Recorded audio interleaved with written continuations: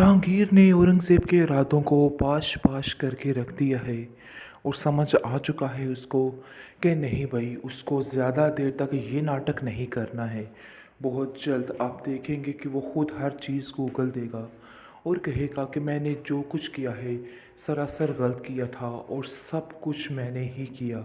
यानी कि जो भी नाइंसाफ़ियाँ की हैं इसने, सब अपने मुँह से उगलने वाला है। जहांगीर उसका ऐसा हश्र करवाएगा क्योंकि उसने वार्न कर दिया है और बता दिया है कि अब आप लोगों को ज़्यादा देर तक ये तमाशे नहीं करने हैं।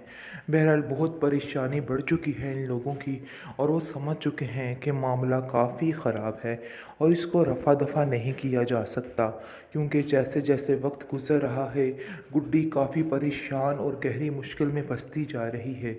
और इस चीज़ का अंदाज़ा इशरत को हो रहा है क्योंकि बार बार ख्वाबों में उसको अपनी बहन मरियम नज़र आ रही है और वो काफ़ी रोती और चीखती चिल्लाती है और कहती है कि आखिर ऐसा कैसे हो सकता है। मुझे तो खुद कुछ समझ नहीं आ रही है। मैं खुद जाकर उन लोगों से बात करती हूँ, उनको चाहिए जो कुछ भी चाहिए वो सब कुछ ले लें, लेकिन मेरी गुड्डी को वापस कर दें, वरना हालात बहुत मुश्किल हो जाएंगे। जिस पर आप देखेंगे कि वो उसको साफ साफ कहता है कि नहीं, तुम्हें अंदर पढ़ने की ज़रूरत नहीं है, उन लोगों से मैं खुद ही निपटूंगा, इसलिए बिला वजह परेशान मत हो। उसको काफ़ी तसल्ली देता है और कहता है कि बिल्कुल परेशान नहीं होना, बल्कि सब कुछ ठीक हो जाएगा।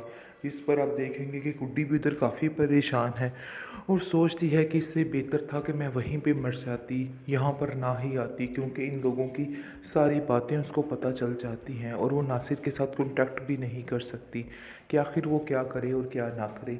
इसलिए बेचारी खामोशी से बैठी इंतज़ार कर रही होती है कि किस वक्त नासिर मामू आएंगे और उसका पूरा यकीन है, क्योंकि गुड्डी हमारे अलावा कहीं और रह भी नहीं सकती है, क्योंकि वो तो प्लानिंग नहीं जानती थी गुड्डी कि उसके साथ हम क्या करने वाले हैं, फिर वो कैसे हमारे बगैर रह पाएगी। लेकिन ये नहीं पता जी, सारे सारे सबूत गवाह हर चीज़ जो है गुड्डी ने देख ली है। अब वो एक पल के लिए भी इन लोगों के साथ नहीं रहने वाली है। बस दी एंड हो चुका है इन लोगों का, कुछ भी नहीं होने वाला है, क्योंकि मैं खुद उन लोगों से शदीद किस्म का तंग आ चुका हूँ। वो लोग तुम्हें चैन से जीने नहीं दे रहे और तुम लोग उनको बचाने की बातें कर रही हो। मैं तो कतई उनको बचाने के हक में नहीं हूँ। बहुत ज़्यादा परेशान है अब वो इंसान और कहता है कि मुझे समझ नहीं आ रही कि आखिर क्या होने वाला है। गुड्डी जानती है कि जब ये सारी बातें खुल के सामने आएगी तो नासिर की शामित आ जाएगी और वो कहती है कि मेरी वजह से आप इतने परेशान हैं, मुझे तो कुछ समझ नहीं आ रही कि आखिर मैं क्या करूं। काफ़ी परेशानी के आलम में आप देखेंगे कि वो कहती है कि मुझे ऐसा लग रहा है कि हमें खाला के घर जल्द अज जल्द पहुँच जाना चाहिए ताकि सारा मामला निबट जाए और फिर सारा कुछ ठीक हो जाए। जिस पर नासिर कहता है कि अब उन लोगों के लिए कुछ भी ठीक नहीं होने वाला, ये सरासर तुम्हारी बेवकूफ़ी है, क्योंकि ठीक हो ही नहीं सकता। उन लोगों का लालच भरा दिल अभी तक नहीं बदला, अभी तक वैसे के वैसे ही हालात हैं।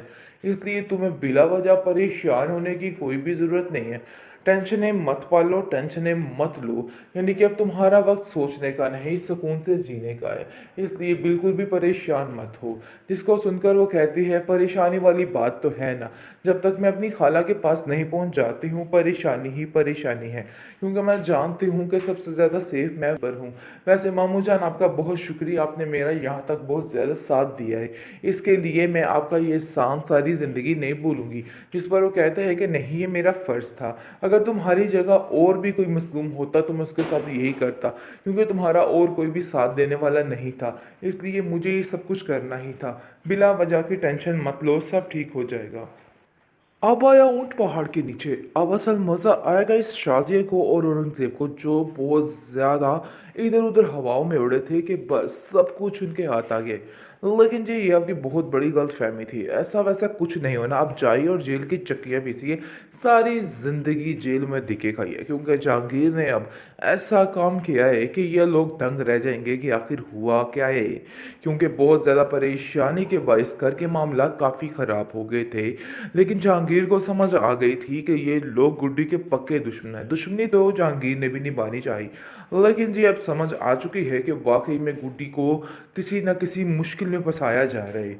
बहुत परेशान हो चुके हैं घर वाले, क्योंकि अब शाज़िया को समझ आ गई है कि नहीं भई, ये हमारा ढोल ज़्यादा देर तक बजने वाला नहीं है। बहुत जल्द हम जेल की सलाखों के पीछे होंगे। बहुत परेशान हो चुके हैं और शाज़िया कहती है कि नासिर भी चला गया है। मुझे तो समझ नहीं आ रही कि आखिर मैं क्या करूँ? बस मुझे लग रहा है कि अब हमें जितनी जल्दी हो सके तुम्हारी खाला के घर जाना चाहिए, क्योंकि वो ही तुम्हारे लिए सबसे सेफ प्लेस है। जिसको सुनकर वो कहती है कि जी आप बिल्कुल ठीक कह रहे हैं। मैं जैसे ही आमिर बाबा के घर रही थी, यकीन मानिए मैं बहुत परेशान थी कि यही चचा से मेरी शिकायत ही ना कर दें, कोई ऐसी बात ना कर दें जिसकी वजह से मैं फंस जाऊं। काफ़ी परेशान थी बेचारी। लेकिन अब देखेंगे कि वो सैफी बाबा को बहुत शुक्रिया अदा करता है और कहता है कि आपने यहाँ तक साथ दिया मेरी गुड्डी का, बहुत शुक्रिया आपका। दूसरी तरफ गुड्डी काफ़ी परेशान, काफ़ी बेकरार है कि आखिर उसके साथ क्या बनने वाला है। बहुत परेशानी की हालत में उसको कुछ समझ ही नहीं आ रही है कि आखिर होना क्या है, क्योंकि वो जो कुछ सही करने की इन लोगों के साथ कोशिश करती है दोबारा से गलत हो गए। और वो नासिर को भी तक कह रही है कि मामू जान, मैं चाहती हूँ कि उन लोगों को कुछ ना किया जाए, क्योंकि वो मेरे बाबा के भाई हैं और मैं ऐसा कुछ भी नहीं चाहती हूँ। जिसको सुनकर वो कहता है कि तुम्हारा दिमाग खराब हो चुका है गुड्डी, ऐसा कुछ भी नहीं होगा। उन लोगों को सजा उनके किए की मिलनी ही चाहिए। शाज़िया मेरी भी बहन है और मैं भी उसे बहुत प्यार करता हूँ, लेकिन इसका मतलब ये हरगिज़ नहीं है कि हम उनकी सारी बुराइयों पे पर्दा डालते जाएं। देखो भाई, ऐसा नहीं होने वाला है और ये बात तुम भी जहन में रख लो। अगर तुम ऐसा सोच रही हो कि उन लोगों को छुड़वा दिया जाएगा, तो भाई ऐसा कुछ भी नहीं होने वाला है, क्योंकि मैं खुद उन लोगों से शदीद किस्म का तंग आ चुका हूँ। वो लोग तुम्हें चैन से जीने नहीं दे रहे और तुम लोग उनको बचाने की बातें कर रही हो। मैं तो कतई उनको बचाने के हक में नहीं हूँ। बहुत ज़्यादा परेशान है अब वो इंसान और कहता है कि मुझे समझ नहीं आ रही कि आखिर क्या होने वाला है। गुड्डी जानती है कि जब ये सारी बातें खुल के सामने आएगी तो नासिर की शामित आ जाएगी और वो कहती है कि मेरी वजह से आप इतने परेशान हैं, मुझे तो कुछ समझ नहीं आ रही कि आखिर मैं क्या करूं। काफ़ी परेशानी की आलम में आप देखेंगे कि वो कहती है कि मुझे ऐसा लग रहा है कि हमें खाला के घर जल्द अज जल्द पहुँच जाना चाहिए, ताकि सारा मामला निबट जाए और फिर सारा कुछ ठीक हो जाए। जिस पर नासिर कहता है कि अब उन लोगों के लिए कुछ भी ठीक नहीं होने वाला। ये सरासर तुम्हारी बेवकूफ़ी है, क्योंकि ठीक हो ही नहीं सकता। उन लोगों का लालच भरा दिल अभी तक नहीं बदला, अभी तक वैसे के वैसे ही हालात हैं। इसलिए तुम्हें बिला वजह परेशान होने की कोई भी ज़रूरत नहीं है। टेंशनें मत पालो, टेंशनें मत लो, यानी कि अब तुम्हारा वक्त सोचने का नहीं, सुकून से जीने का है। इसलिए बिल्कुल भी परेशान मत हो।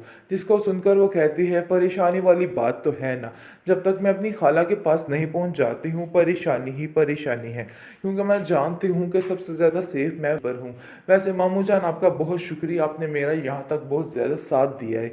इसके लिए मैं आपका ये एहसान सारी ज़िंदगी नहीं भूलूंगी। जिस पर वो कहता है कि नहीं, ये मेरा फ़र्ज़ था। अगर तुम्हारी जगह और भी कोई मज़लूम होता तो मैं उसके साथ यही करता, क्योंकि तुम्हारा और कोई भी साथ देने वाला नहीं था। इसलिए मुझे ये सब कुछ करना ही था। बिला वजह की टेंशन मत लो, सब ठीक हो जाएगा।